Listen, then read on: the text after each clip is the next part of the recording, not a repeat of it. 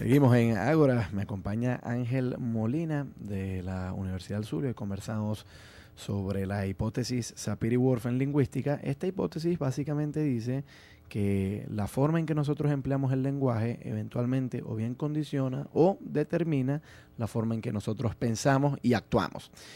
Y yo decía en el segmento anterior, Ángel, que esto tiene muchísimas implicaciones políticas y que aquí en Venezuela se han colocado en operativa.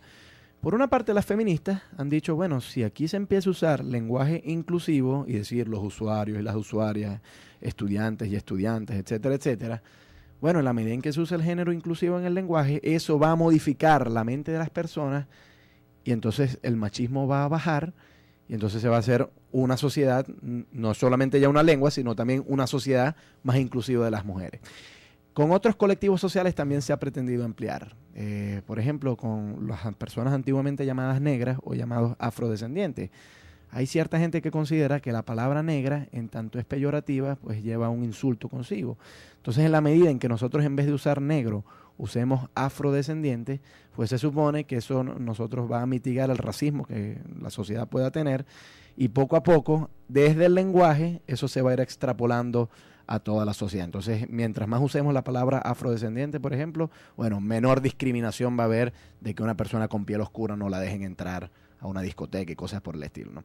Yo insisto, yo soy muy escéptico de esto. Yo no creo que por el mero hecho de usar la palabra afrodescendiente, eso va a hacer mitigar el racismo en Venezuela. Porque es que se ha dado un caso muy curioso, que es que cuando se usan eufemismos como estos, eventualmente, y esto ha sido documentado por muchísimos lingüistas, eventualmente la palabra que reemplazó aquella que originalmente se consideraba peyorativa, también se termina considerando peyorativa eventualmente. Y yo pronosticaría que incluso si la sociedad venezolana sigue por el camino que sigue, la palabra afrodescendiente dentro de 10 o 20 años también va a ser resentida por alguna gente, del mismo modo en que quizás hace cuestión de poco tiempo la palabra negro ha sido resentida por alguna gente. Porque así como antaño la palabra negro se usaba para insultar, bueno, ahora el reemplazo, pues afrodescendiente también en algunos casos se empleará para insultar. Y yo creo que aquí lo fundamental es algo que tú has venido diciendo, que es que estas transformaciones no pueden venir impuestas desde arriba, sino que tienen que surgir desde las bases. Entonces, claro, lo que importa aquí no es cambiar el lenguaje, sino más bien cambiar las condiciones que hacen aparecer el lenguaje. Sí, efectivamente, esos cambios que se pretenden generar desde las cúpulas realmente son inefectivos desde por la vía lingüística. En todo caso, tendrían que haber regulaciones, leyes, programas educativos, pero no podemos pretender tampoco que mediante el lenguaje, tal magos, diciendo abracadabra, la sociedad va a cambiar. Es decir, tenemos que generar los cambios, es precisamente, si son cambios sociales, tienen que ser los políticos los que tienen que generar esos cambios, evidentemente, porque tienen mayor responsabilidad.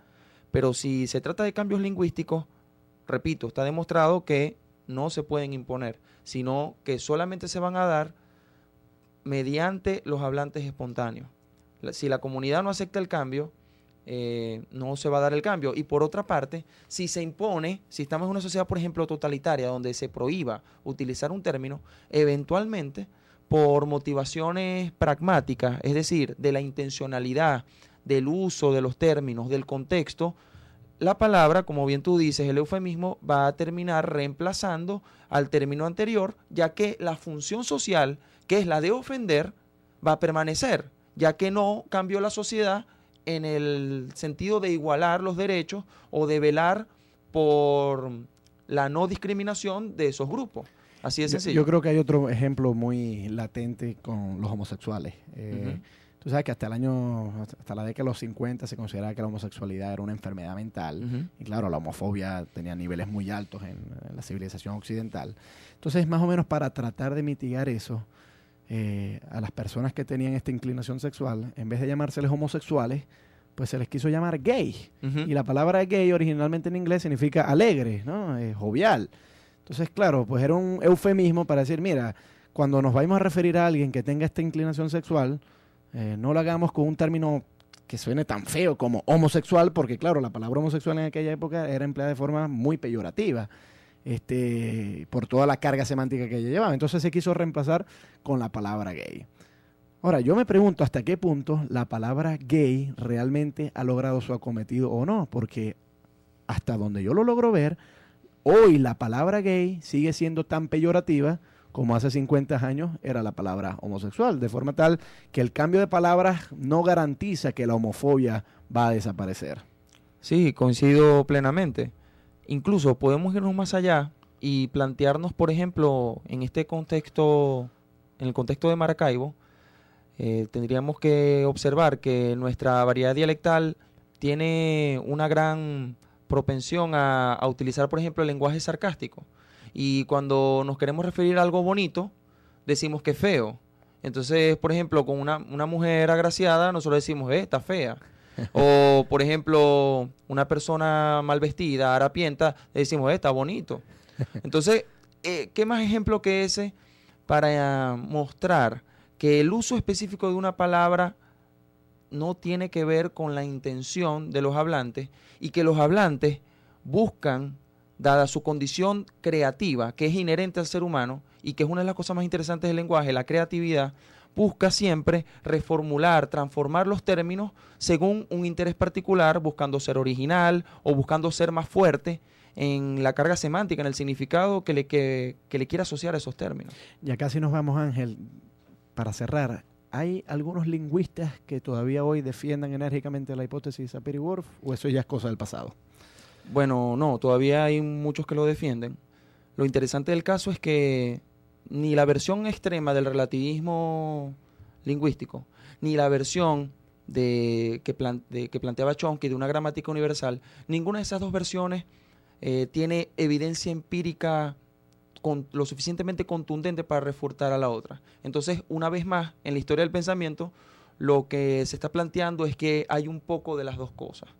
O sea, hay elementos particulares en las lenguas, lo cual es evidente, pero más asombroso aún son los elementos comunes que tienen las diversas lenguas, o sea, aquellos llamados universales. Entonces, todo esto es muy interesante y da cuenta precisamente de la facultad humana de conceptualizar, que es común a todos, y las vías muy particulares que le da la capacidad creativa también inherente al ser humano. Bueno, yo no me haría eco del viejo adagio italiano, traductor traidor. Yo creo que el traductor perfectamente puede cumplir su labor de una forma muy nítida, pero claro, siempre habrá algunos que otros casos de conceptos prácticamente intraducibles por la experiencia histórica de cada nación, ¿no? Bueno, yo creo que como todo en la vida, cuando las cosas se hacen seriamente, se deben manejar bajo criterios y métodos sólidos. Y en este sentido, el traductor debe tener cuidado de manejar bien el contexto, no solo literario, sino social. Y por eso es que también hay un viejo dicho que dice, un texto fuera de contexto es un gran pretexto. Entonces, bueno, hay que tomar en cuenta eso. Ángel, muy agradecido por venir a Ágora. Cuando quieras regresar, acá te esperamos. Bueno, muchas gracias. Gracias también a Fernando Mateus, que estuvo en el control técnico, Norelba Torres en la producción, el profesor Jesús Urbina es el director de Luz Radio y quien les habla, el profesor Gabriel Andrade